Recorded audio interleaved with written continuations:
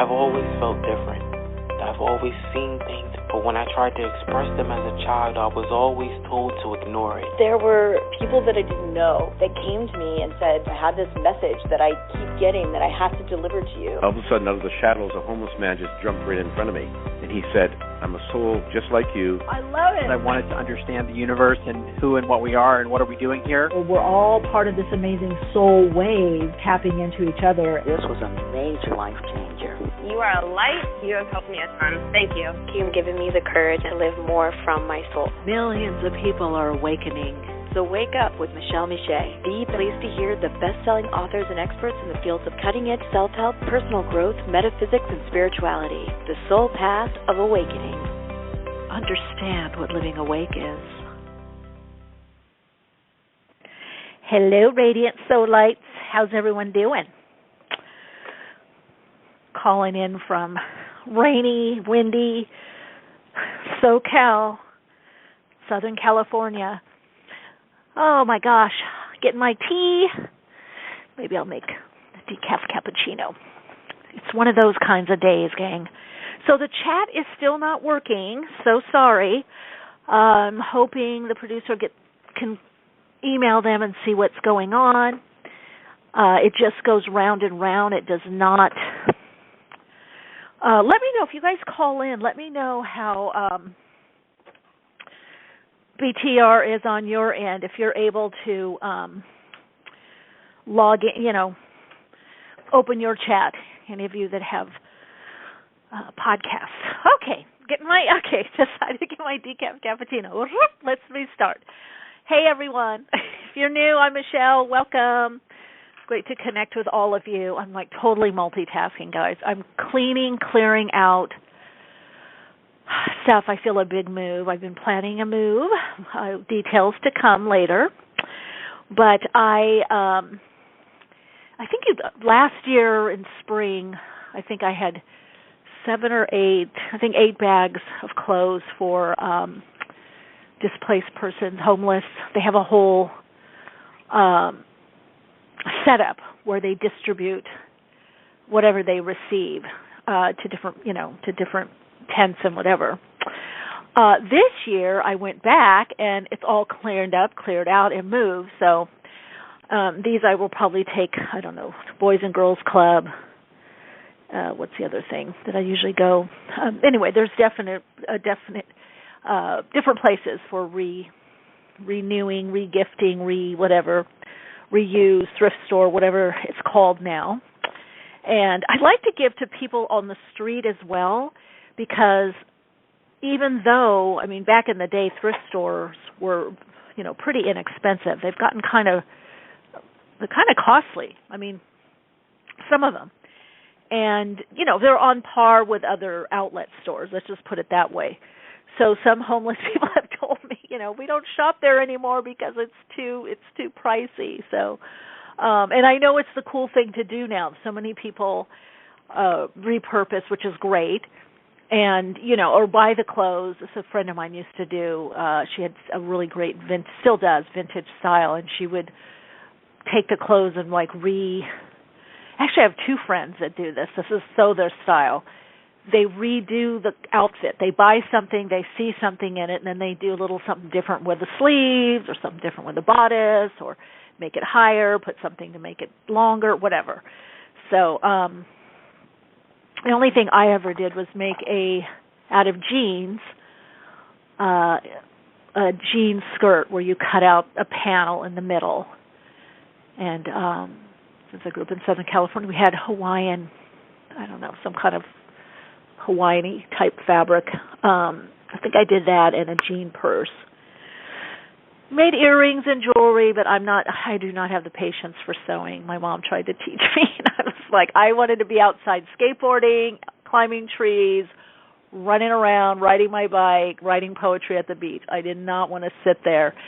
And I just think it's amazing. Knitting, sewing, all that kind of crafty stuff people do, but I don't have I started, but then good intentions. People tell me how much they love it or it relaxes them, but no, I gotta do something else.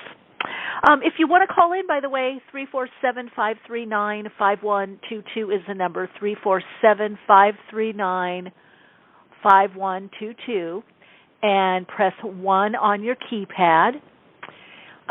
If you have a question or a comment, you want to get on air, 539-5122. Is that it? 347-539-5122. Press 1 on the keypad. So definitely going to get to callers. We have, of course, our awakening guest that will be on later, Dr. Jenelle Kim. We're going to be talking about a lot of stuff, but something I don't know too much about. I mean, I know what I am in Chinese, astrology, but I don't as far as diving into that. So we're going to talk about that, the Year of the Rabbit, and then Korean life meditation. So that's always good to do. So I want to hear from all of you. What are you noticing new about this energetic patterning? You can probably feel that there is a shift that is taking place that is actually causing quite, you can tell I'm a little spacey. We are both, and I talked about this for February, starting February. I think it was somewhere between the 16th, 17th into the 20th. So it's a new pattern where there's just a lot coming up for people. There's a lot of triggering. People are feeling anxious, restless. Some people are, maybe it's motivation, inspiration, not knowing where to put their energy. They're asking the big questions like, why me? Why here? What am I supposed to do? There's a lot of big questions. And because my sense is people are really understanding that not only are we not going back to the old way of being, but we are in an unprecedented time. And I know we have a lot of change when you look at history, that's similar, but there are some differences, and I've talked about this for the last, 25 years or so, in workshops, clients, everything, all of the above. This is a different time period because we are doing a quantum shift. So we've had quantum shifts or quantum leap, in the past, but they've been on the same trajectory of the human, let's say, condition response patterns.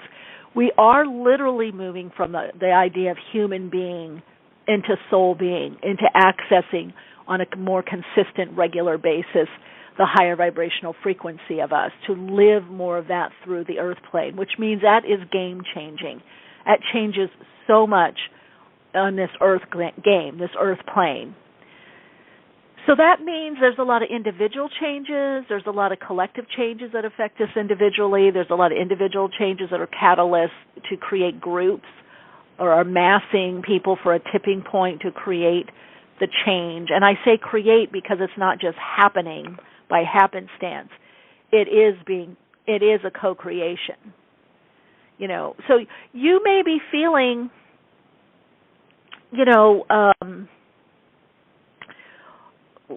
you may be feeling that, sorry, I had a text come in. You may be feeling that you are going through changes, like changing how you look, your hairstyle, how you're eating, changes that are going to reflect you more on a soul level, more of the authentic, genuine you. And I really say beyond authentic, it's authentic to genuine aspect of your, of you. We're downloading or receiving more of the aspects of ourself, other dimensionally, other planetarily. So that means we're opening up to understanding that we have more than one reality. On this planet, there's more than one reality, and we live out more than one reality. So it is about bringing in that reality, that we are more than one reality. Get it? We're synthesizing realities in a way, and to some degree, we are getting on a soul level, not from the ego. We're picking and choosing which which selves, which are drying off and the energy is being subsumed into new selves, what selves are emerging in the one self, right? So something is over. Something is done. Some way of expressing, experiencing, some way of life. It's some way is no longer needed. So because this earth plane is all about the physical presence, the I am presence in physicality, the God essence, God presence in physicality, that's what this is all about. Some of you might want to check out my most recent video on YouTube. I really dived into this, got into messages from God, and it really spoke a lot to this, that we are that divine presence in physical form, or the all that is, the infinite aspect of our being in physical form. And so this is the only dimension where we live this out on the earth plane, with the emotions, the energy in motion, the ups, the downs. So it is quite a different game, and some of you may have memories of being elsewhere where maybe there wasn't as much, if you want to call drama, right? There wasn't as much up and down or unknown. Maybe you knew a lot. Maybe you were able to create just, by a thought or blink of an eye. Some of that's coming back, by the way. So don't be too disheartened. Some of that's coming back. But physicality, the earth, it's going to get easier. We have some challenging times that are coming up, some difficult times, and I'm going to be getting into that. I do dive deeper into that on Patreon, because some of the stuff I really can't put out in a more broad public way, which is interesting. You can see now what's been coming out in the media, especially on YouTube, some of the cable and different outlets, that a lot of what I predicted, especially with the pandemic, that it is bearing out to be true. So I like to give people a heads up. That's what I came back to do, give people a heads up to help people prepare so that we don't get paralyzed with fear, or we do not start doing things that are not in our best interest, our sovereign soul interest. So, I always say it's a gift, my gift and my honor. It is definitely a gift for me, and it is an honor to do the work that I do, the inner work, the work that I bring forth. So, speaking of that, I'm going to ask everyone that listens, please subscribe to Soul Insights and Tarot on YouTube, as well as Awakenings podcast on YouTube. And also connect with me, follow on Instagram. That would be so helpful. It would make me really happy. And for those of you that listen a lot to the podcast, some of you, I get such amazing emails from you. Oh my gosh. I get just wonderful, heartfelt emails. Love it if you would also give a 5 stars. You could do a review or just 5 stars on either Spotify or Apple Podcasts, iTunes. That would be great. All right, shall we get to callers and see what's going on with people? Again, that number, 347-539-5122. 347-539-5122. Remember to press 1 on the keypad. We have a lot of people in the queue, and I don't know if you're just listening by phone, but if you had a question, a comment, you wanted to share something, or you want a reading, please press 1 on the keypad. Hi, you're on air. Hello. Hi, Michelle. Is this Sunray? It's Sunray. Yes. Hi. Yes. How are you? Yes, Michelle. Well, sorry, I'm just waking up. It's so weird. I've been going through it's these shifts that you're talking about in the beginning, and unknowing mystery of what's unfolding. and tapping into those changes. I remembering when I was younger in high school during the last solar cycle, I would always sleep, and I was always tired all the time. My parents would always would tell me all these things. And anyway, so I'm experiencing sleeping. I'm feeling very sleepy all the time again. I'm just thinking that it might be the DNA upgrades. But definitely. That's separate from my question. Okay. I'm lost. I need some, because there's something that's not, as far as work changing. There's this new opportunity happening where I can bartend more. But beyond this bartending, because it's not necessarily what I wanted to do, I really wanted to be a manager at this dispensary, but now I'm going to be bartending. Where do you see this going, and where do you see these next couple of months for me going? Why are all these changes happening that I necessarily did not but you sometimes change. I just posted this on my Instagram about change happening within first. So a lot of times we're needing a lot of inner change. We're changing our perception of things. We're changing how we feel. We're changing how we eat. We're changing condition response patterns to more genuine, authentic pattern. We're connecting. So all those inner changes first have to take place before the outer, right? So I feel you are in the process of change. You are the transition you're in has a lot to do with change, perhaps inner change, and getting to know yourself on a deeper level, like a quiet, calm level, to even hear more of where your soul wants to guide you, what your soul wants to experience. So you're also, Sunray, getting rid of. You're in the part that I was talking about earlier on the podcast, where what selves or aspects of being are coming through. Yes. I've definitely been feeling that, where that comes to the surface in order to move forward. Those conditioning patterns. I've mentioned this with my friends, where I was going to do something, but then noticed, that's what old Sunray would do. What is new Sunray doing? What is 10 steps ahead Sunray doing? Yes. See, so these various aspects of self, a type of therapy I do, we call them parts, aspects of self or parts processing. We have all these different parts. But those parts have major energy. They house a lot of energy. So it's about bringing the energy forward to then be able to utilize it or use it in a different way for different experience and expression. So the old parts or aspects of being is really what they are, because it's only one us. But these different are lessening. So I feel that's where you're at right now. Yeah. See, it's kind of like falling by the wayside, or like how a branch on a tree,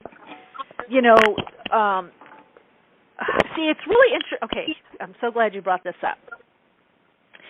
Because even though a part of us may be lessening, waning, atrophying, however you want to say it, it still has animation on the ego level, right? Because everything has consciousness, right? Yeah. So just like the tree, making more decaf right now.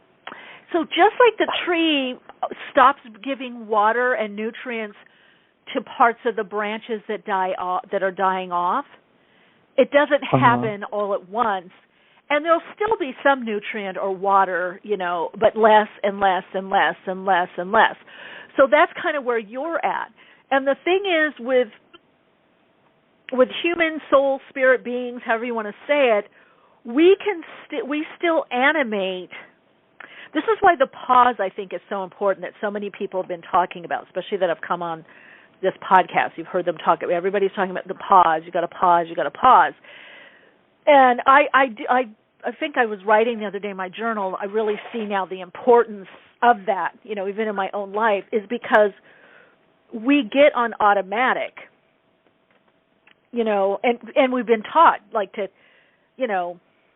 early bird catches the worm, do and do it faster. And so yes. And so that part of the brain and mind kicks in like, oh, let's solve this. Let's get this done. Let's do this. Let's do that. And another way can be being planned. And also the higher self is doing things and orchestrating things, the quantum aspect of our being. So it does take a while to kind of, how do I want to say, the animating energy of the ego to wane more, to get less and less and less, right? And so that's a big part of the process I feel that you're in right now. So you're seeing some of it. You're seeing, oh, I responded this way, but there's another way that's emerging for me to respond. Let me see what that is. Let me pause and see what wants to come through.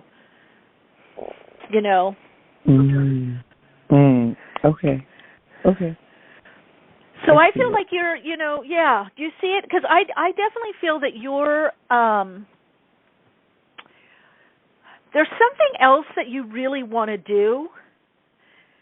Yeah, it's just the project, that business that we've been connecting about, but I really haven't been able to focus on that because of all these other things. Like, I really want to start those candles, those boxes, and I want to pour my soul into that, but right now I'm not able to.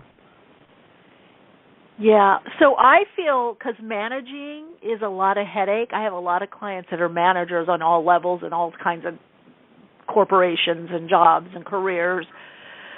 Some are managers in restaurants. Some are managers in tech companies. You're working with people. So it may just be that you have a lot of times this type of job so you can focus on your other stuff. You may not bring as much money in, but if you had that managing job, you would really be spent. Because it's not that you just get to show up, clock in, and do some paperwork or tell, so-and-so what to do. You have to manage people and the stuff that comes up for them, and there's ordering, and this didn't come in and that didn't come in, and Susie's upset at Frank, and Bob did this, and oh my God, he's late again. Oh my God, she doesn't want those days. Oh my God, she's out for 3 weeks. What are we going to do? Oh, she's sick for 3 days. She just called in. You're going to have all that extra psychic space. And in fact, I think on my Patreon, I just did a post on this. So those clearing the psychic space. So part of what's happening in this quantum leap, we're clearing psychic space. I've just been clearing shoes out. I'm going to even get to my prize collection of handbags. Clothes and shoes, again, I cannot even believe I have such a small house. Where did all these things fit? But I was just getting that message. I got rid of jewelry, all this like crystals and different jewelry that I had. I'm getting rid of that. I've been clearing psychic space in my head, in my mind, in my routine, and being more present in deeper meditations, and I've received more information from the guides to do this dimensional soul source healing. So now those parts of me, those aspects of me, the energy is going in this new direction, and now an external change was like, oh, I have to change. Now I'm changing what I'm eating. I notice I'm eating differently. Oh, I notice that my routine is different. I'm doing a different workout. Oh, now the next external change is I have to get rid of stuff, more stuff. Ooh, okay. You see what I'm saying? Okay. So out of the inner change, then the external will happen, and I could feel it vibrationally. Yes. So my sense is your higher self is guiding you to do your project, do whatever you can on the side, or, make the adjustments that you need to, but it is to start your soul joy. I'm going to call it your soul joy project. Oh, yeah, yes. And I thank you so much about that insight on, you're right about being a manager. As much as I want to be a manager, maybe it won't allow me to spend that energy on that soul joy project. No. The few managers that I am working with, now some of them are in that and they love it and that's what they do. That's their thing. Some of them found themselves in that position due to a raise, and they have other projects they want to do, and now they're like, how can I get out of this? One of them is actually quitting because they're like, I can't. Oh, yeah, one of them is quitting their job and doing something else because they're like, I don't have enough time. And they said, when I get home, I'm so tired with everything that's going on that I don't want to deal with this. So yeah, and I would tend to spread myself out. That makes sense. Okay, thank you so much. That is a lot. That provides me with a lot of clarity. I just have these goals I'm going to start writing down. A formatting that I've used in the past. I'm excited about. So this is really great and it's very inspirational. Thank you, Michele. You're welcome, Sunray. Big hug. Big hug. Bye. Love you. Bye. Bye. Hi, you're on air. Ciao, Michele. It's Zoe. Hey, Zoe. Thought of you. I was thinking about someone, and they've been visiting Bali, and I was thinking about you. What's going on? I thought about you this morning. Interesting. Yeah, I was thinking about you yesterday, so you're probably catching that vibe. It's interesting, actually. There's kind of actually like a really dark energy that's been hovering over Bali, and a lot of people. Yeah. Feeling it? A lot of people have been shifting and feeling and moving it, and it's been really, really heavy. Is there government stuff? I feel government stuff or something political or government. Has that happened yet? It is. It's what is that? I can feel it. It's basically switching. So right now, because we have all of the Russian and Ukrainian war, like they're all basically coming over here. And my first thought was initially like that fear energy from their government and all this other stuff is kind of what's swilling over here. But now it's like because there's so many people, we had like basically like 60,000 people coming from Ukraine and Russia in the last like few months.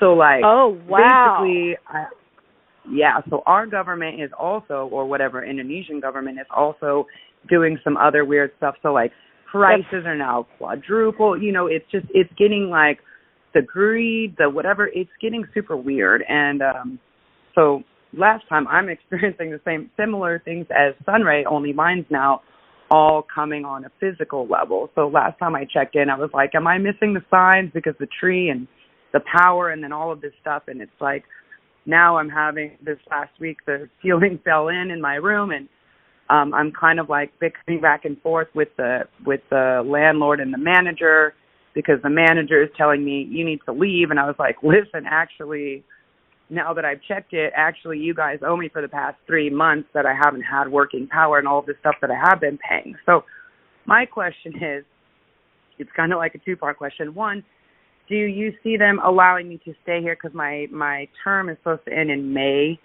here where I'm at. My contract, also my quitas, my visa, all of this stuff will be ending in like I June feel like or they something want like more. so. I feel like they want. So I feel like they want more money. Oh yeah, 100%.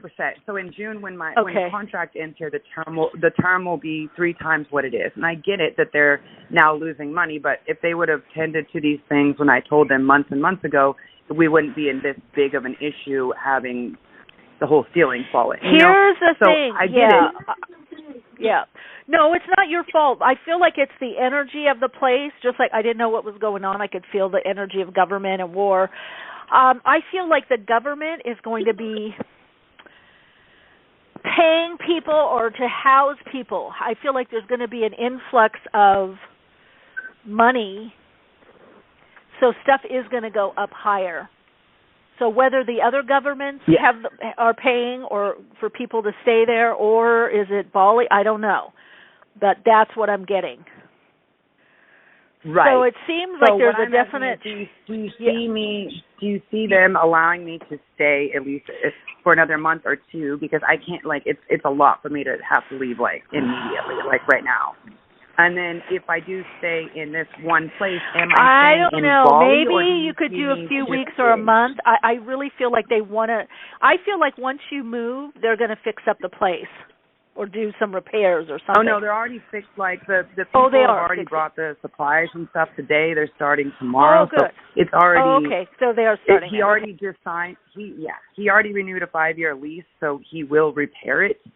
And the rent will go up, and I know that I won't be able to stay here at that point. But the thing is they still kind of back owe me, so I don't think I'm going to get paid. So I'm like, all right, well, give me a month or something, of the retribution and rent, so I can figure out where I'm supposed to go. But my next phase is, because of all this energy in Bali, I'm getting a feel like, am I supposed to go to Thailand? Am I supposed to be staying in Bali, or is this like my switching from here, I guess, is where I'm at, because I need to know if I'm supposed to still be looking here and I'm just moving here, or if I'm supposed to really be looking in Thailand or other places. Do you want Thailand? Because I feel like the energy in Bali is going to be changing. So it just depends how connected you are to Bali. Yeah. I mean, Bali feels like home to me, but I feel like Thailand, they've just legalized everything over there, and I feel like there is a lot more opportunity. I can still do my production. I can still do all the same things there that I would be doing here. I would go check it out for sure. Because I definitely feel it just depends. The energy just feels very different, and I feel people are going to be a bit testy. Maybe that's already happening. Yeah. People are a bit, It's already happening, like the end of March. So we'll hit the full moon on the 7th, which I know will shift a lot of things, especially for people like me that have a lot of fixed energy. But then the new moon will be Nepi, which is basically like their new year. And so for the last 3 years, they haven't been able to burn their ugas, which is like their evil deities. They put in all the evil, and then they burn that, and then they have the day of silence. So this will be the first year since COVID started that they're actually able to do that. So I feel that a lot of this energy is still needing to be released from the island as well.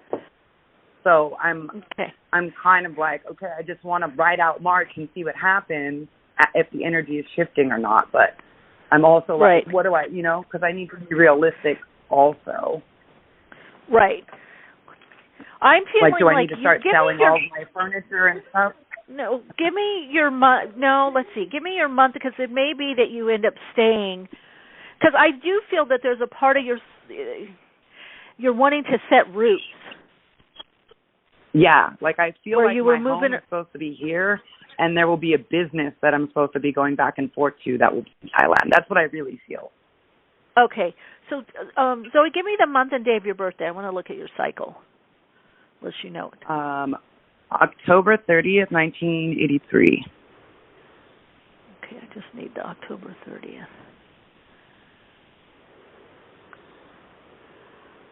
Okay. Is there someone around you that speaks, I'm hearing French?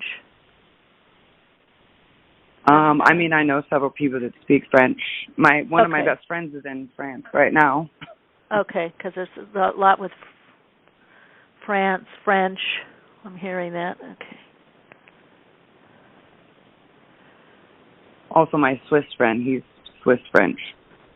Okay, so that's...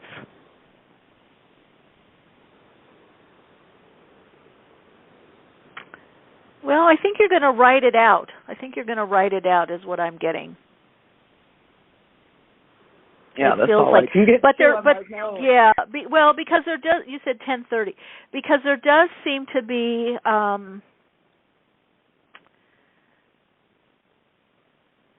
There does seem to be a shift in the energy.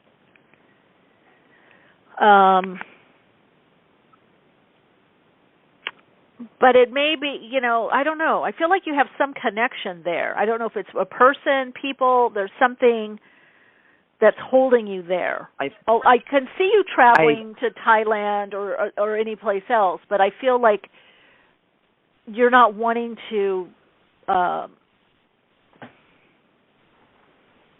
don't think you want to leave yet. Right? Does that make sense? Not quite. I mean, this energy is really heavy, but I feel like this is where I'm supposed to be. I don't know. But that's why I'm like, maybe I just need to check in with somebody else who can see or feel something else, because... Well, I'm not getting you're supposed to move. Right, because I'm like, am I ignoring all the signs? I'm like, the power, the tree, the fence, the gate, the ceiling, like the ending of the like, I'm like, am I ignoring? Well, no, okay, it's hard. Okay, here's the thing. You have in the past moved around a lot or jumped in and jumped out of something. So part of it is there something, is there something moving? Yes, there could be. You could be moving on, right?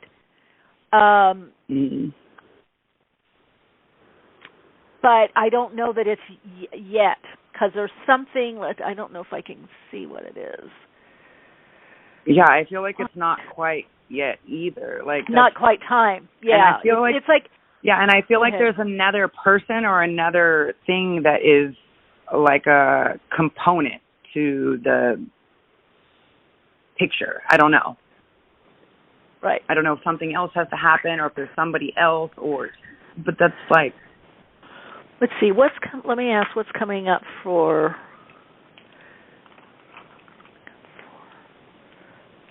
moving.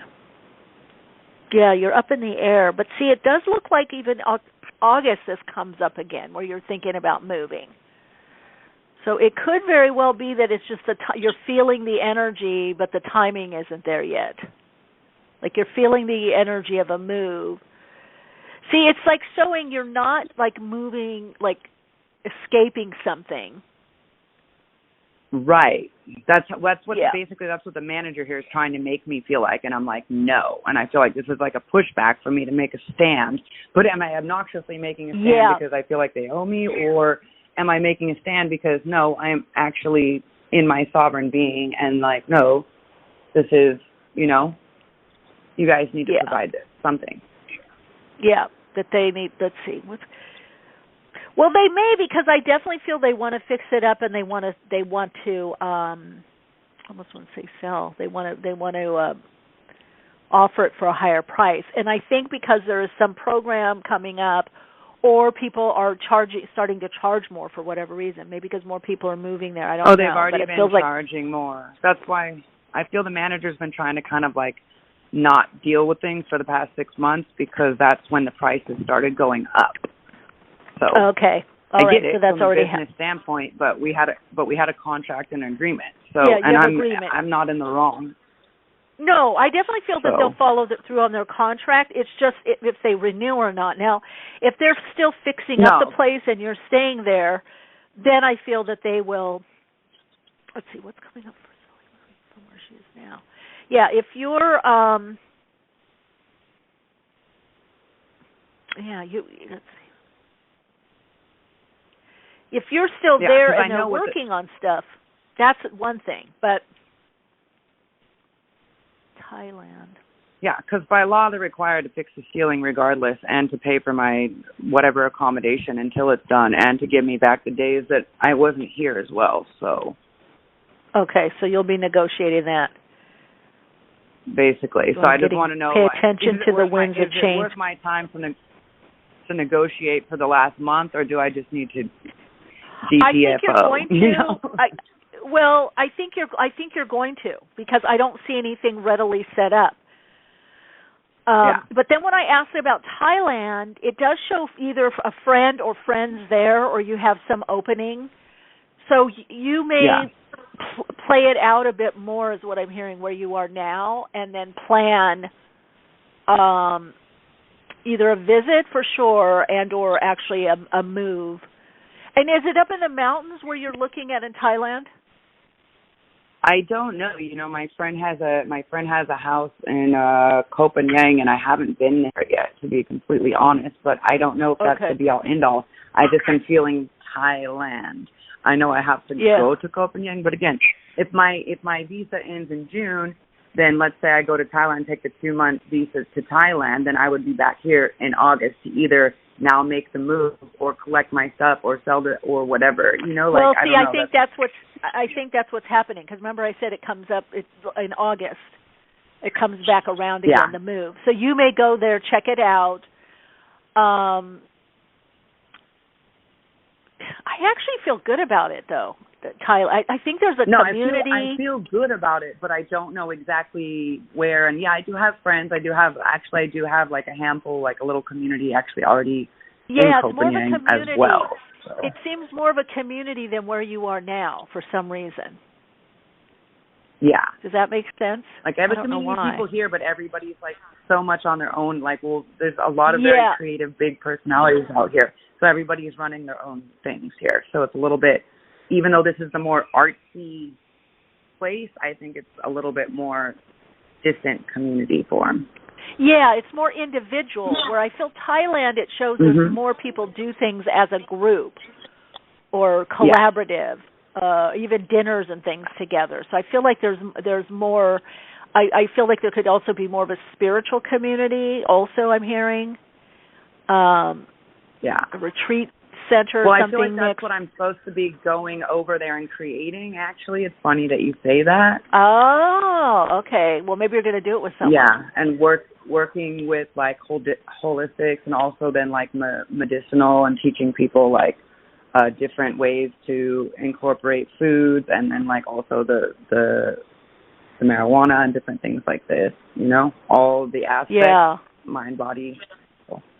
So yeah, that's what my friend and I were talking about last week. What we feel like we need to do in Thailand. Okay.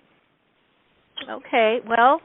So maybe that's what it is. So that's what I just want to figure out, because I'm like, everybody's like, well, you have to leave this place. I was like, I know I have to leave this place. I get it, but. I don't think I need you to are leave leaving it, but it's like, and I feel like you're getting the message that you're leaving and you're moving on to something else that has more community, you know, more of a sense of community for stuff for you to do. I think you know that. So that's not really the issue. It's just the timing and how you do it. So it's going to be a little, you know, a little bit of a balancing act. Let's just put it that way. It's a little bit negotiating, balancing out. Much. That's what it is. I just have to negotiate a little bit, and that's what I feel like. I need to stand my ground. So thank you so much for that. You're welcome. Okay. Yay. Talk to you later. Bye. Ciao, babe. Ciao. Lots of love and light. So, wow, that really kind of says the energy of what's happening right now. You know, sometimes our transitions are a bit bumpy just because we're completing energetic cycles. And again, think about it too, those other aspects of our being, the energy of them, that we still have to live them out. They're still animating, right? They are of a different vibrational frequency, slightly. And again, all parts of us, we're not one frequency. We're a complex of vibrational frequencies, right? Our bones are one frequency, our skin, our, you know, hair, our, you know, the different chakras. But what happens is there starts to become more dissonance with these other aspects of self, or they have less resonance, less juice, but they're still animating. So we still have to kind of play them out, or something that let's see, another part of us or parts of us energetically decided on. Now we have that to follow through or play through on. And that's one of the most, I think, fascinating things about this earth plane, and sometimes the most frustrating, is that our mind moves quicker than our body, which means than our manifestation, right? The energy, the energetics, when you get into the etheric plane, the subtle energy, and you get into the you know, you extend out of that into the mental plane or mental realm, we have ideas, we have things in our mind. But then to manifest them, it takes time, it takes consistency, it takes a certain amount of effort. And then we're dealing with other people, and not only their inner world, their, you know, ups and downs, their conditioned response patterns, but what they're here to do and how they see things. So that's why I think the path of the householder, the family or relation is so difficult. Because you're dealing with relationships. The sadhu or the monk that just has only a spiritually focused life or lives in the cave or a monastery or ashram. Even though ashrams I've stayed in a few, they have a lot of drama. In fact, spiritual centers have a lot of drama because they don't work on the emotional body. That's the problem. They do a lot of praying, meditating. Most of them do not address the emotional body, and that's, of course, what trips everybody up. But it's interesting that this, we set things in motion, and then those things have to be played out, even if you're going to terminate, abort, end of it, abort quickly, don't want to do this. It still is in motion. And the people, the places, the situations, the circumstances that are part of your creation, your reality, are now in play. Right? They're there. They're on stage with you. And then we look around and go, oh, wait a minute. I don't want this anymore. Or I've changed my mind. Or the vibe of something has changed. So whether we've changed internally, or it can be, like it was beautiful what Zoe was saying about, getting the message to move on, these signs. Sometimes we're changing internally, and sometimes also when we're doing a lot of inner work on ourselves, sometimes outer things start breaking down. It's a reflection, or sometimes things break down around us, and it's the message to look what needs breaking down or what is breaking down. That's why I love utilizing dream therapy, because you can see things. Like I had a client that had a lot with flooding, and he was going through a lot of emotional stuff. Doing some deep emotional work, and of course, water is emotions. And then when you couple it with, the toilet overflowing, that's clogged up emotions. That's deep, the bowels, that's deep, ancestral, deep emotions that are either coming up or need to be looked at. I think we got another caller before. Let's see if our guest is getting on air. Hi, you're on air. Hi, thank you for taking my call. Hi, what's your first name? My name's Christine. Hi, Christine. Welcome. Hi. What's your question? I'm not sure. Oh, I was going to say I'm not sure how you work. I was just wondering if you can see anything that's coming up for me in the new year. Yeah, let's see. What's coming up for you? In what area? What do we want to look at? How about career? Okay. Inner life and career. Ooh. Okay. Well, now it's funny because you said career, so I do feel like there would be changes in careers, something new. But I'm also it's showing a focus of a relationship, either coming in or, are you, could be somebody a little bit different or from another area. Okay. Now, are you planning a trip? Are you going to be traveling? I was thinking about taking a trip back to where I live, or where I'm from. Okay. Because it is showing travel around you, long distance travel, and I do feel you're going to meet someone. So I feel for you, you're kind of going to come back from your trip and you're ready for change, big change. Like, I'm ready to do something differently. I'm doing something with my hair, or wearing clothes differently. Changes in the body. You're really going to do like a sweep of change, and I feel this brings in a relationship. It's like everything all at once. So if you've been feeling stuck or stagnant, wonderful. stuff is about to really shift for you. Oh, that's awesome. That's awesome. Yeah. That's what I'm looking for. I really am. Oh, well, you're calling it in. I feel you've been maybe doing little something all along, but it seems like a domino effect. Like, I don't know if you color your hair or cut it or do a different cut, something, because I can hear friends go, oh, my God, I love what you did to your hair. And it's like, oh, I'm wearing this, or I went and bought that. It's like everything all at once. It's like all those little interchanges it's showing on the outer. And then it's like, yeah, I'm looking for another job. And then you get the job. And then there's a relationship. Boom. Awesome. Do you see when that's going to happen? Pretty soon. I mean, for me to look at timing right now, our guest is on. That's a bit longer. Just know that it's pretty quick. It's not a long, drawn out process. It's not like Okay. I don't even think it's a year. It seems to be around the time you move, or shortly when you move. Move. Well, there's a move also, by the way. But when you travel, it seems like when you come back, it's like, I don't know, boom, boom, boom.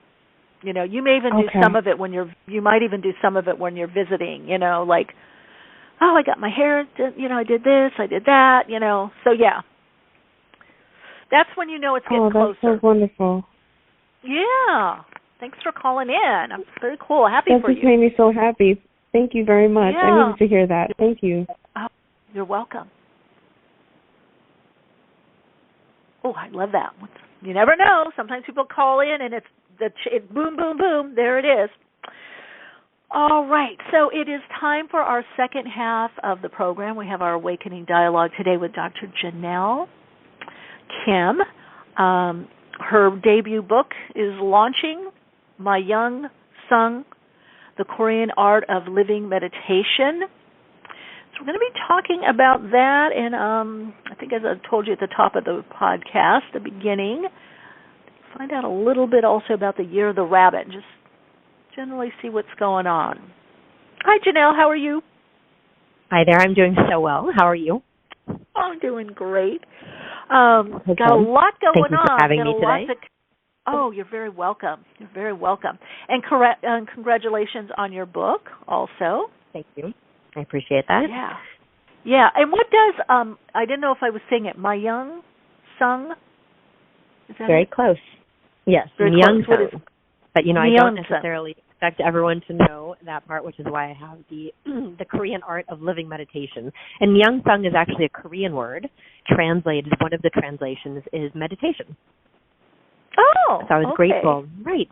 Yeah, so I suppose a little bit about me in one sentence before we even begin, because I would like to know who in the world is on the phone and talking with you, is that I'm a ninth generation herbologist, doctor of acupuncture and Chinese medicine, practitioner of martial arts, and practitioner of the Tao. And so that's where my lineage comes from, which is Korean. So that kind of helps to explain why I have this title on my first book. And so my father was Korean, my mother's American, and so, you know, it's tying in kind of the old and the new, the understanding of lineage, rituals, traditions, but, you know, applying it and making it practical for modern day, because it never doesn't, how can I say, apply, right? So yeah, all human, absolutely. And it always applies. Oh, yeah. So, yes. And then it's also good that we update things or bring it, you know, depending where we're living or what culture, how can we blend? I'm a big blender. I like blending. Absolutely.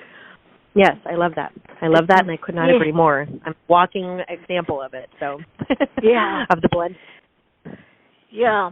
So speaking of that, so when you were growing up, did you have traditional ritual? Very much so. In fact, I'm talking to my publisher right now about maybe even, you know, bringing that a bit more to light in my next book. So you're the first to know, and your listeners are the first to hear it, and so we will see what happens if it's meant to be. But I would love to speak on this, and I appreciate you asking, because it's actually a huge part of my life that I really, I think people close to me would even sense it, if you will, would know about it, but it's not something I even thought to necessarily share until very recently in my life, and I just turned 40, you know. But to directly answer your question, yes, I was the oldest daughter of my father. You know, when my father was young, long story short, and I speak about this more in the book, you know, he went to the mountains of East Asia to study meditation and movement and medicine, everything I speak of in the book. I call it the 3 pillars, or the 3 M's. He went from the age of 7 to 14 to study with his master. And so he had, you know, not your common, particularly in Western culture, kind of upbringing. Right.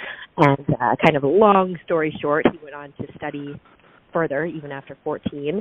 And as his destiny would have it, what was meant to be for him, and he made that choice, was to get married, to bring what he had learned from his master, which has been handed down for so many generations, into the world.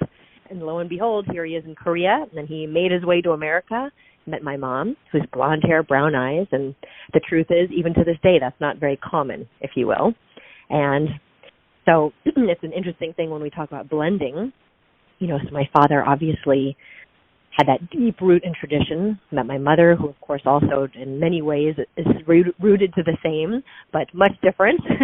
Never would have imagined that this was who she would meet and marry, and they would have children together. And so, in conclusion to what you had just asked me, so that tradition and that ritual from everything, I know that you just mentioned, you know, even talking about the year of the water rabbit, which is the year that we're in right now, you know, surrounding Lunar New Year, and how to this day, tell me, Michelle, I don't mean to cut you off. Oh, no. Lunar. Okay, so water rabbit. Okay, I know. Okay, so that's water right. rabbit. That's right. Okay.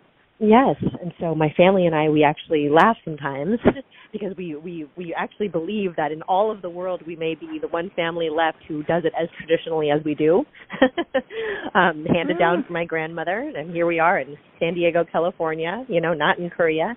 And for example, that ritual and tradition which is a very important one that we've been practicing for my entire life. That's 40 years. We cook and we clean nonstop for 3 days as a family. We come together, kind of course, balance with work and children and all of the things, but, you know, it's a big part of our life, and it sets the tone for the entire year. So things like that is how we've always kind of incorporated that into our daily life. Well, I got some of the water rabbit, obviously, because I have been cleaning like I cannot even. It started a little bit, and then I was doing more and more. I'm getting rid of shoes and handbags. Yes. You know, I love. My friend's like, why do you have? I go, oh, well, I used to model, and they always said, you know, just have, you know, simple clothes, find your style, and you update it with a shoe or a handbag. Well, I'm getting rid of a lot of shoes. Well, you've updated a lot. I love it. Yeah. Yes. But it feels like this, I got rid of stuff a few months ago, but I'm feeling it again, like this clearing out, and I've been talking a lot about cleansing and clearing psychically, and cleansing the body, you know, and you know, your diet. What is it that's healthier for you or better for you now? And absolutely, is that part of that? Is that absolutely? I think that's always something good to do at the beginning of any year, if I may. You know, kind of the stagnant energy, setting our mind, purifying ourselves, mind, body, and spirit, which is what you basically just mentioned in my, at least what I understand. And particularly for the water rabbit, right? I hear you. Particularly for the water rabbit, it's a yin year. It's and if you look at the universe, right, the Tao, right? Yeah. And so something I love to speak on around the world, whoever I'm with, and whether it is on medicine, movement, meditation, which to me means more of course, meditation as we think of it, but actually like a way of life, that ultimately it can kind of come down to we have a universal truth. We have the universe, which I call the Tao, and it can resonate with you or just think of it as the universe around you.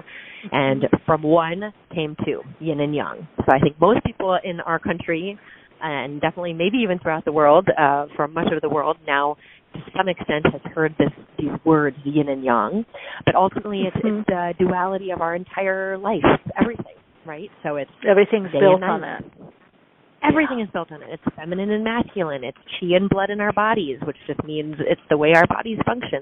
And so there's always that balance. And so moving forward, yang is active, you know, it's bright, it's loud, and yin is quiet, it's dark. It's like nighttime, right? It's actually characterized by feminine energy. It's a little bit more complex. And it has a certain kind of, they both have a depth, don't get me wrong, but it's a little bit more reflective, and that's the word that I wanted to lead to. So we are in a yin year, where last year was a tiger year, and that was a yang year. So I think we all felt it. Yeah, we did. What's interesting, too, because in Western numerology, we're in a yin year, a 43-7. So 7 is very yin, being spirit-led. I, by the way, studied the I Ching for, 20, 25 years, so I'm very... Oh, I love Yes, I actually use that for, daily, not as much lately, but for many years, daily practice, but definitely when I big decisions or in a pinch or working through something in relationship. Gosh, we can go so many places with you. I love this. I know, we really could. We could. I love it because you also have the beauty and wellness background, the acupuncture. So you're really, how would you, because I feel by your energy it's a lot about balance, it seems like, or helping people get back in balance or be in balance or find their balance. Maybe that's wholeness and wellness. How would you define the modalities that you use and bring together? How would you describe your intention? Yes, I really appreciate that, first of all, and you said it beautifully. That was my ultimate wish, is to bring balance, and I kind of already started, even in my conversation so far. It comes down to what I have come to find, I think resonates, I hope so at least, because I think that's my number one role, to be honest, at least at this point in life.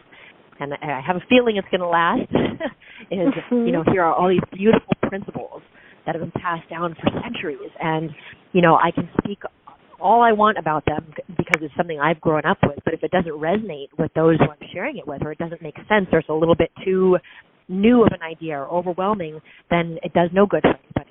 So I really do appreciate that. You are correct. It is. I wish to share that. That's my ultimate wish. So moving on from there, you can look at everything like I just mentioned. Everything is universe. We're all human. We all are rooted, honestly, in the same thing. And so when you start to kind of move outward, or even within ourselves, it's all about balance. It really is. And it comes to the understanding that we can't avoid anything in life. We can certainly, and please understand what I mean by that, right? And I mean that with much love, but we can't avoid anything. We're going to walk through hard times and peaceful times. And the thing is, what we can do is give ourselves the tools that we can learn to balance with whatever is coming our way. And I mean that physically, mentally, emotionally, and in our work life, and parenting, and relationships. I mean, the list goes on. In our community, if we are able to, as human beings, what our ancient teachers, sages, masters from any part of the world, as far as I'm concerned, they all ultimately will talk about certain tools that prepare you and help you to get through particularly challenging times. And so what I wish to bring is exactly, you said it right, is that understanding of that balance that has been handed down. And it can be very practical, actually. That's probably one of my favorite things. And that's why I speak of it. If you kind of break it down to 3, that is a very important number to me. I have a feeling it is to you as well. It is. Way. You're right. Yes, it is. My favorite number. I would love to hear that. Yes. Yes, but if you look at it that way, it's everything. It's starting kind of the microcosm of us as human beings to the macrocosm of the universe. Within ourselves, we have mind, body, spirit, right? We have upper, middle, lower. It's a very East Asian medicine way of looking at the body, right? Our head, our stomach, and our feet. Then you kind of move out a bit into the universe, and not a bit, a lot. Then you have the sky, and you have the earth, and you have human. And so, there's so many different reflections of this. And so kind of going down to what has been passed down in my lineage, but ultimately passed down, period, is this understanding of if we have these 3 pillars. Medicine, which is how we take care of ourselves. It doesn't necessarily mean, I work with creating formulas for companies around the world, from skincare to body care, hair care, dietary supplements. It includes all of that, but it really comes down to wellness, right? So we have this pillar of medicine, and then we have another pillar of movement, which is so important in our life. And I even heard you say that to the last caller in some way, moving energy so it doesn't become stagnant. Yes. And through movement with our physical body, it greatly affects all the other pieces, mind, body, spirit. So that's kind of a very simple summary of movement. And finally, you have meditation. And as I mentioned before, meditation, of course, I'm a huge proponent of seated, standing, even moving meditation techniques. I teach them.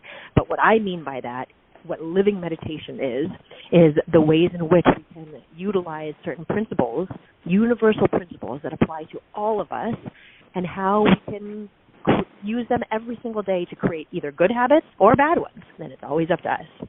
And so in conclusion, we have these 3 pillars. And the ancient teachers, sages, masters, what's been handed down for thousands upon thousands of years, have taught us is that if we pay attention to these 3 pillars and incorporate good practices into our daily life, we can have the most calm, happy, useful, healthy life possible. So That's what it's about. You know, yeah. So as you were speaking, it just hit me because we've had the pause. So many guests talking about that meditation, and when you were speaking, and it's like you said, if we basically check in with ourselves. So it seems that the new way of being, or the species that we're all co-creating, really has to have this pause or meditation, certain principles. Like that has to somehow become more, right? Is that what, I'm really hearing that from you. And I do feel people are awakening more to that. Like you said, you don't escape anything. I think a big last piece, a big chunk of the puzzle, so to speak, is that we can't race around and whip around and expect everything to be great or healthy. We have to do self-inquiry. We have to look, we have to pause. We have to, I'm tired, what is that? I'm overly tired, what does that mean? Or where can I get help to assess? And when you're sharing this, that's what I'm getting from you, again, is underscored this idea of you don't escape looking within or pausing or taking the time to contemplate. I think you said earlier, reflect upon. Yes, absolutely. I couldn't agree more. I agree also that I've never in my life thus far, I have never seen more people interested and aware. You know, meditation has been a part of my life now for 40 years, but let me be clear, even 10 years ago, 20 years ago, you know, you talked about meditation, people thought you were a little strange in this country, right? And now here we are, and it's the biggest, everyone is searching for it, and that is principle as well. And it's a beautiful thing, and I really actually appreciate you. Of course, you are right on the dot, and yes, love that. It is interesting thing. That no, I can tell you, I do some tech talks, and I had done this one talk, and literally which I don't mind. I was getting a little bit heckled. People were tweeting responses and things, and but then I did the talk 4 or 5 years later. Right. 4 different people. No one did talk about meditation or consciousness, or I had a book out at the time. When I went back, Jenelle, 4 people plus the person that went up in front of me, so I had to change my talk because they were saying similar stuff. Either had books out on meditation, they were HR or head of, I don't remember what company, big, Fortune 50 companies. And I sat there and I thought, I can't believe this turnaround. Kind of everyday people talking about this and studying it and writing about it. So you're saying it sounds like it's even more. Now, let me ask you, do you find that the people that you're seeing that are doing this or this trend, that they're just like a trend tapping into something, like a fashion trend, or are you seeing more and more people actually embracing it and making it, let's say, a ritual, part of their life, a go-to, a tool? Yes, on one hand, I'm so happy to say this, to report this. On another, it also kind of weighs on my heart a little bit, and I have not really ever put it this way before, I have to admit. But what I am actually seeing is, no, I don't see this as being a trend. And the reason being that on one hand, I'm happy is that people are looking for this. They're searching for something deeper, right? And so why I say that sometimes it makes me, I don't want to use the word sad necessarily, but it can be a little weighing sometimes, is because people are going through a lot of pain and challenges right now. I'll say it, and if you know me, which I feel like you already feel for me, I'm certainly not a pessimistic person who walks around. I'm actually a very optimistic person. I'm a realistic person. And so I don't mean it in that way, but let's just say it what it is. I mean, I'm not, I've heard from many as well, not just myself, that when you walk around, you feel the challenges that are occurring. All of us together, and isn't it true, going back to the principle of yin and yang, right? This is the way our universe works. How long? I couldn't even tell you. That's the truth. Thousands of years. But I think it's also pushing people to pushing people to that part, right? You said the spirit. Exactly right. Spirit is pushing. So you're seeing people wanting it, obviously needing it. And I would say now these tools are no longer luxury. It used to be kind of like, you go to lunch or you go to retreat, you talk about this. I really appreciate it. Right? Right. Right? Now it's like necessary. We have to do things. Yes. For our health, our immune system, that's obviously a huge topic. People are starting to understand how much, physically we have to protect ourselves in balance. Mentally, we have to protect ourselves in balance. And by protect, I mean utilize the tools that have been around and new ones. That's the beautiful thing. But there's a lot to say and things in my humble opinion and experience. There's a lot to say with things that have existed throughout thousands of years, means they work. Otherwise, they wouldn't still be work. Right? Well, it almost feels like it's almost, I heard a bit of a podcast early this morning, and someone was talking about a new, it's adjunct to astrology, but it kind of, and I know what it is, human design, I might as well say it.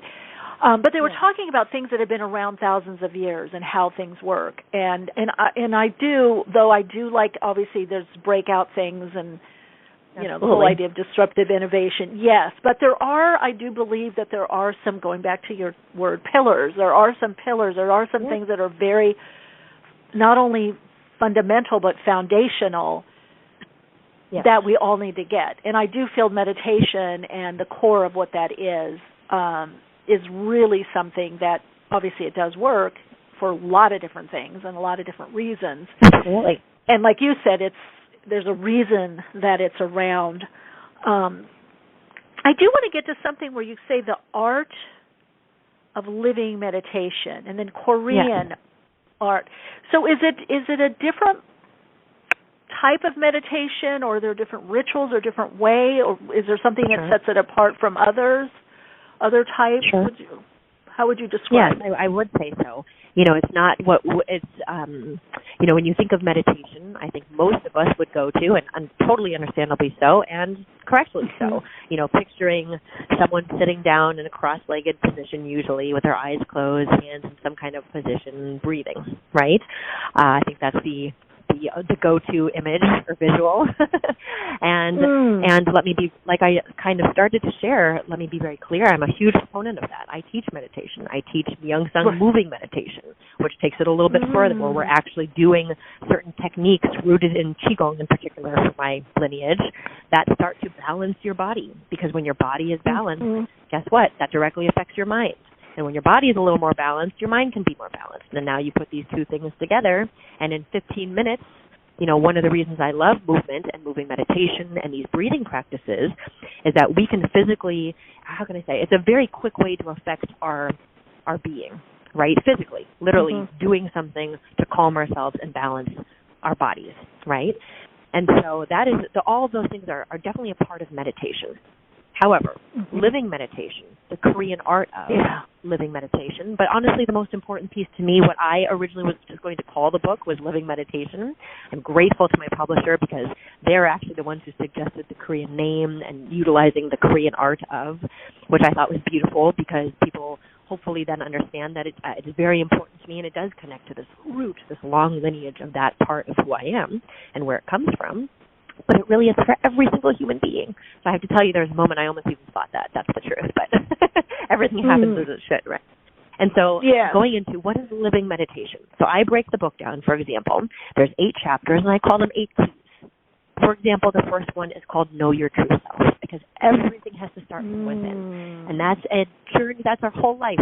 And so I always like to say, this is not something where, okay, one day I'm going to have a call, Jenelle, Dr. Kim, I did it. I know my true self. I will be amazed. Please call me if this happens. But it doesn't work that way. It's a guide, right? And so these 8 keys, or these tools, are principles that have been passed down. And why living meditation? Because why do we sit down to meditate? We can all have many different reasons, but if I may ask, because I know you're going to have a beautiful answer, why would you sit down and meditate, Michele? Oh my gosh, different reasons. Exactly. I don't mean to put you on the spot. Health, right? Creativity. Yes. If I have anxiety or worry, if I just want to commune with spirit or God, if I just want to commune with that part of me. Yes. Yeah. That's exactly. Yes. Yeah. So the very first part of the book, I even say, you said I had a feeling, and it was correct, that you said exactly the word in a different way, connection, right? So one of the main things we do is to be aware and to connect, right? And sometimes my answer changes, to be honest. If we were to have our conversation tomorrow, maybe I'd have 2 other words. But at this moment, to me, to principle, what my deep understanding of meditation is, it's a time to quiet our mind for the purposes of being more aware, to balance ourselves, to purify our minds, right, and to connect. And so while we do certain seated positions, standing positions, moving meditation, whatever breath work, whatever that looks like, it shouldn't stop necessarily. And of course we do these things to carry them through our lives, but there are actual practices, like tools that we can use in every moment of every day, hence living meditation. Meaning, for example, you take these 8 keys, and it's constantly in the back of your mind. In every situation I'm in, I utilize these. Not all of them all at once, but they're in the back of my mind. It's how we communicate. It's how I love that you said this before, and I'm happy it came back up. But one thing I heard you say is, when things happen to us, I'll put it in the words that I feel resonate very much with a lot of people, and certainly myself, is whenever we're somewhere, you said pause, right? So take one pause for a second. That's living meditation. Take a pause, expand your mind. I like to say zoom out, right? Zoom out for a second. And you have a choice then, right? Every single one of us always has a choice. I had a choice whether I wanted to connect to my lineage and share these things or not. I was never forced to. No matter who we are under any circumstance, we have a choice. And so no matter what we come across in life, I like to break it down into 2 things, right? So we can either react or we can respond. And respond with balance is what I mean. And a lot of times we react, right? We're seeing a lot of that lately. I'm sure you have much more to say on that than I could ever even imagine. But it's very reactionary. And when we're reactionary, it can be very exhausting. It can be exhausting. It's bad for our health. It's bad for relationships. It's bad for our community. I mean, you name it. It just causes stress. That's the truth. And we can make a lot of mistakes that way. Or we can respond. And if we start to utilize different practices, such as, like I said in my book, I call them the 8 keys. I won't go through all of them, but like I said, key number 1 is know your true self. Key number 3, I have a feeling you might like, Michelle, it's called stop being drunk on your own thoughts. Really interesting. And there's a Korean phrase for this called dochi. And one way you can describe, there's no one word in the English language to do this. So you could say being drunk on your own thoughts. And so, for example, if having this in the back of our mind, what it means, and that chapter is about, is, just as we can be intoxicated by alcohol, for example, right? And you can't see clearly. We have to be so careful as human beings that we can be intoxicated on our own thoughts. If we hold on and attach too much and do not put ourselves in someone else's shoes, right, do not zoom out and gain perspective, we can literally not see clearly and end up hurting ourselves and others. It can be that simple, which is not the most simple. But you can imagine if we all keep that principle, that key number 3 in the back of our minds and go through life, how much more we will have harmony, right, amongst each other and in certain situations, and how much more successful we will be at work. I mean, these are practices I use. I run multiple companies, and without that, I could not even imagine what would happen, and so things like that. Keeps you balanced. Go ahead. There we go, back to the balance. Now, do you have people in your companies, do they meditate as well? Oh, absolutely. Absolutely. And the beautiful thing is, it's not something that we go in and say, okay, now is meditation time. I mean, I run a manufacturing facility. It doesn't work like that, but more by just leading through example, hopefully, the principles that are around, the way that we communicate together, the values that are important to us. So, yes, in my own workplace that I own with my husband, that is a very important piece, the meditation, but also the living meditation, how we treat each other, how we look at situations, so on and so forth. I love that with the living meditation. So it's really about bringing it into your everyday living. It's really about life. Now, some of these focuses, are they in the traditional Korean meditation? Like, let's say someone's studying meditation in the Korean tradition. Are there other things around the process of meditation or the practice that goes that are with, similar, or that goes with it, like other studying that goes with it, like maybe study of the self, or Absolutely. Absolutely. There is. Yes. Okay. Absolutely there is. I mean, I think it all, one way, I hope I'm understanding correctly, but ultimately it starts from one root, and I hope I'm making that very clear, you know, and that's where it can, otherwise it can be a little overwhelming, and I totally get that. So from that one root, the fact that we're all human, that we all are connected in this universe, to each other, within ourselves, and to nature and everything around us, right? And so from there, it kind of stems. Now we have medicine and the ways that you can practice utilizing certain formulas and eating habits into our life. You have movement. There's certainly different practices around that. Like I said, in my lineage, what I teach right now, because it's something, to be honest, that I utilize all of the time in my life at this moment, is these practices that in 15 minutes every morning before I wake my kids up for school, I give myself at least those 15 minutes to balance my body, to connect, you know, have a couple minutes of breathing. And that's the beautiful thing, is it doesn't have to be and that's one of the reasons I wanted to share this too, actually, that I didn't mention, is, you know, there's so many incredible people out there right now showing people ways tools, right, just like we're talking about. But sometimes it's not so easy. You know, I'm a mom of 2 young boys. Like I said, I run multiple businesses. I care very much for my family. We are very close, which means I have those responsibilities as well as the oldest sister and daughter and all the things. I'm close to my community.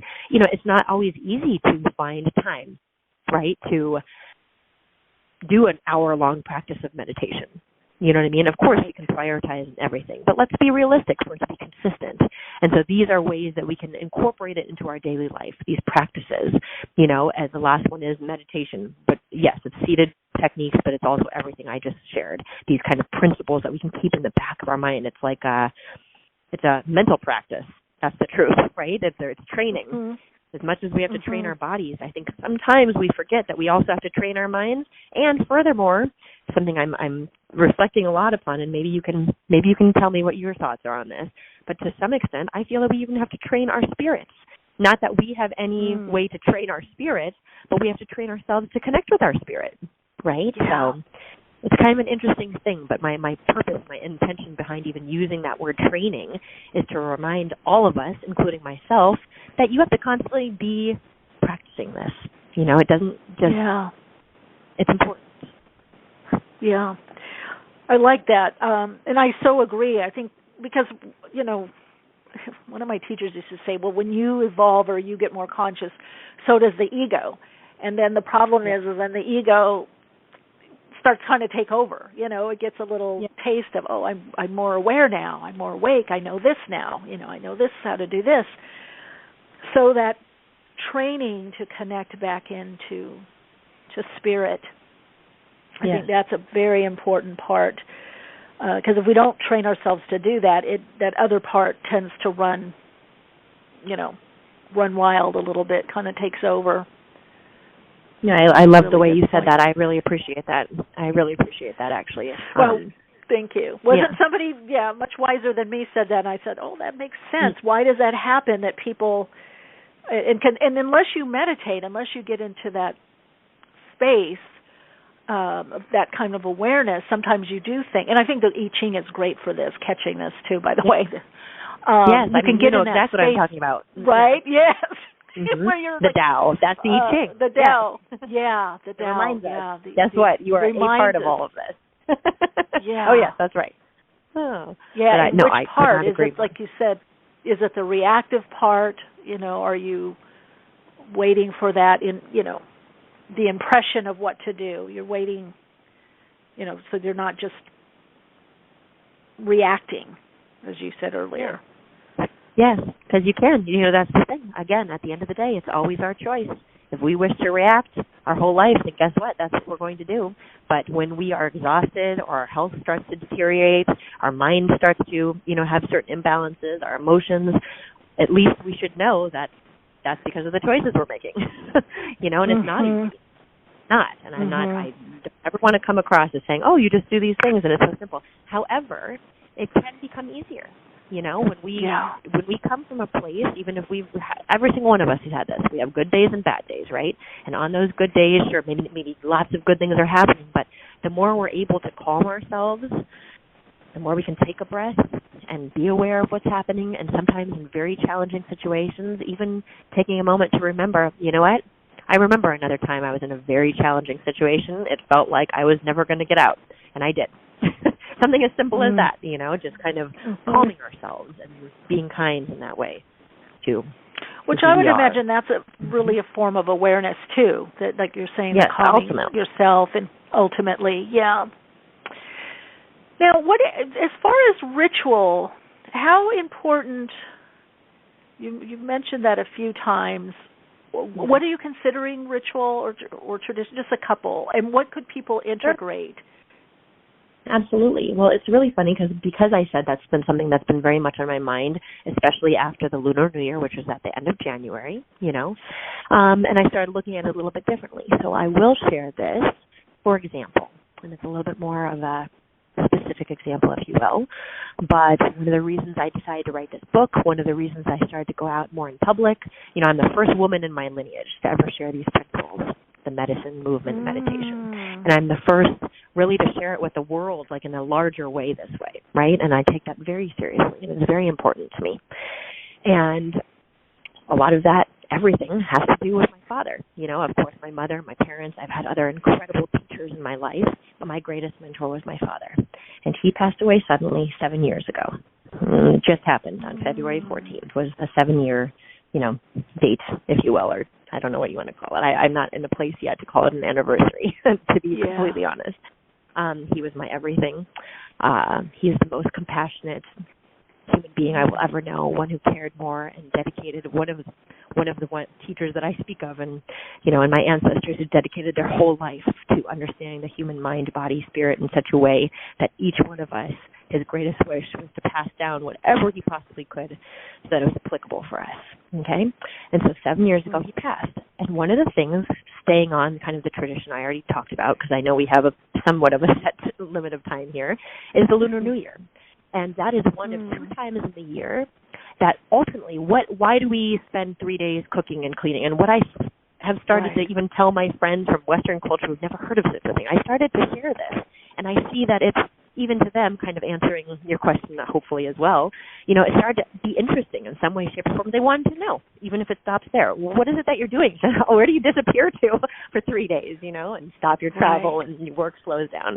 And the reason why my family, my brothers, sisters, we have children now, we all come together and we cook and we clean is because we're preparing the house for the new year, yes, but we're also preparing the house for our ancestors to come. And that is a very strong ritual or tradition that we have, and all of Asian culture practices this. And in fact, we have it in the Hispanic culture as well, right? The Day of the Dead. It's really interesting. Actually, when you start to look, there's a lot of cultures that have been around for a long time that have a lot of these practices. Certainly in the Native American culture, you look around and it exists. So going back, this particular time in our year is a time where we literally invite our ancestors to come and eat. And so when we're cleaning the house and cooking, again, it's for clearing out the energy and preparing for the new year, but it's also time for our ancestors to come. So what a beautiful thing, and that's why I even shared about my father. So we set the table, okay? And like I said, we're probably the most traditional family in the world to do it in the way that we do, but pretty much every Asian person in this world, to some extent, at least is aware of, if not practices, this on some level. And what it means, and the beautiful thing, it doesn't matter what religion you are, from Christian to Buddhist, you name it, Taoist, everyone does this. And because it's just a connection to your ancestors. And so, for example, for us, we make so many dishes, all types of food, from vegetables. We just don't use pepper because it scares away spirits, right? And there's certain recipes that have been handed down. We set the table. And we literally set a place setting for my grandfather, for my grandmother. We had one for a long time for my uncle, and now my father sits at this table. And so it is a time of year, kind of moving through the story a little quicker now so everyone can visualize this, that we cook and we clean for 2 days, 3 days, and then at midnight, which is where my family lineage comes from, this is our tradition, we do our prayer. And that is the time that we're able to that is the time that we are able to, with our food and our prayer, kind of almost feed our ancestors, feed those before us, so that they can go back up to heaven or to the other parts of the universe, whatever that means to you, so that they can go back. And they also come and they give their protection and your connection. And so what a beautiful thing, right? So I hope that in telling the story, we can find so many different pieces that may resonate within us that you can hopefully just feel from me what that does, right? So for me in particular, I'm always connected to my father. I know this. But that is a particular time, how beautiful that it's as if he's literally sitting in our house.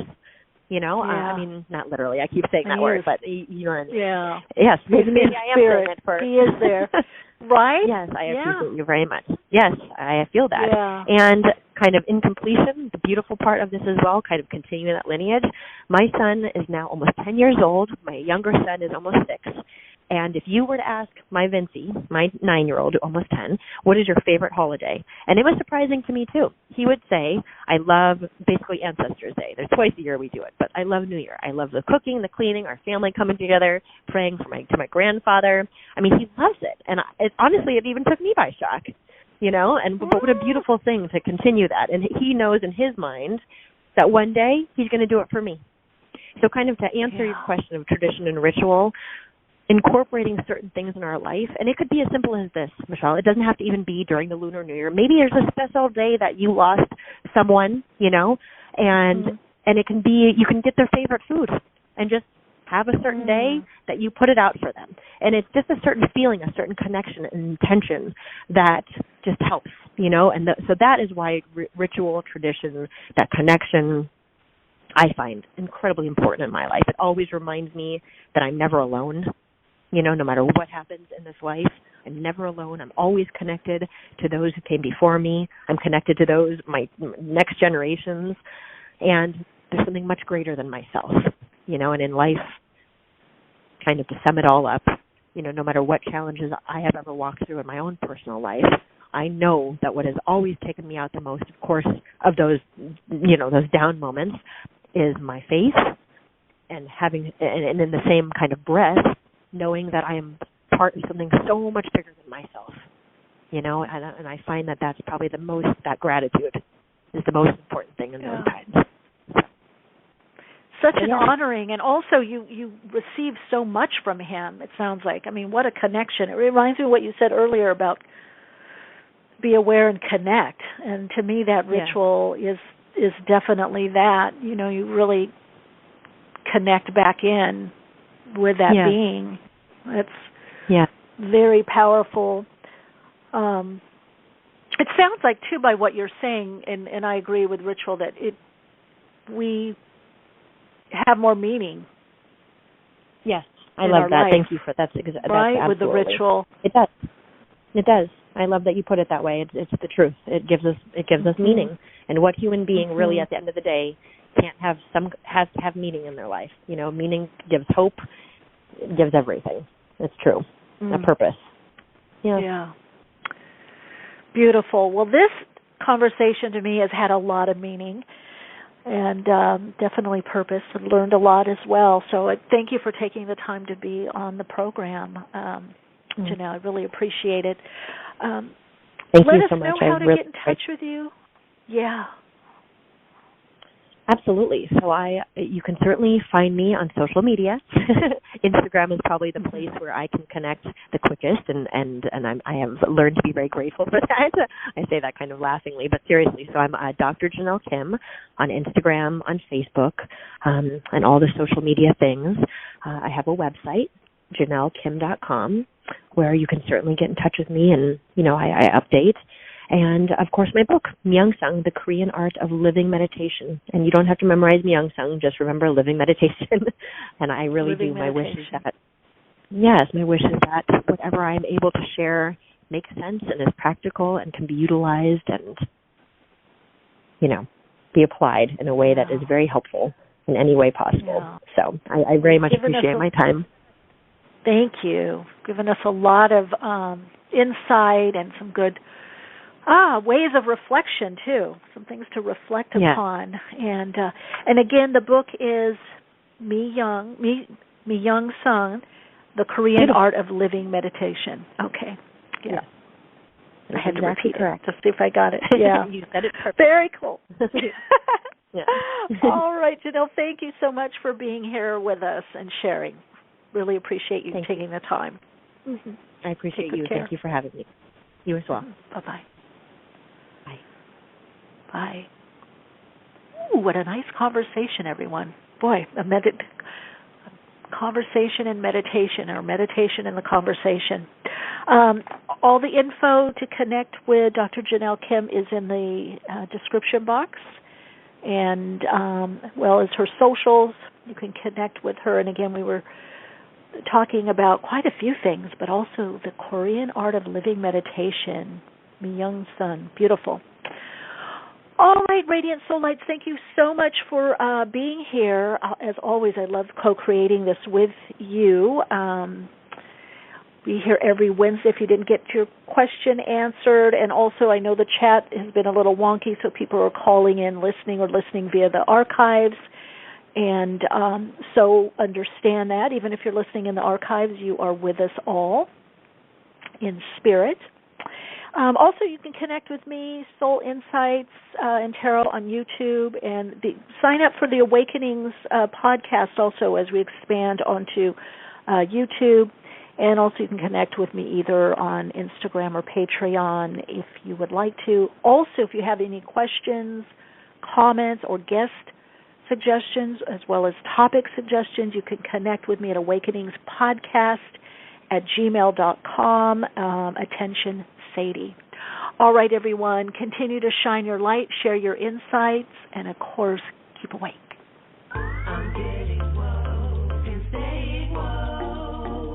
Awakenings broadcasts every Wednesday, 12 p.m. Pacific Time. Archive shows available on iTunes. For continued awakened conversations and insights, join the Awakenings group on Facebook. And check out Michelle's blog at soulplayground.com. And keep awake.